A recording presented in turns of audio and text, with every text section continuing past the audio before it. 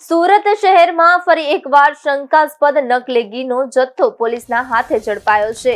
ઉત્તરાયણ પોલીસની ટીમે આરામદાયક કામગીરીથી રંગોલી ચોકડી નજીકના કોમ્પ્લેક્સમાં તપાસ કરતા બનાવ ખોલી નાખ્યો હતો। પોલીસના સૂત્રો મુજબ સહજાનંદ અને ગુજાનંદ નામના બે શખ્સો નકલી ઘી પેકિંગ કરી બજારમાં વેચતા હતા। પોલીસે સ્થળ પરથી મોટી માત્રામાં શંકાસ્પદ ઘી, પેકિંગ મશીનરી અને અન્ય સામગ્રી જપ્ત કરી છે।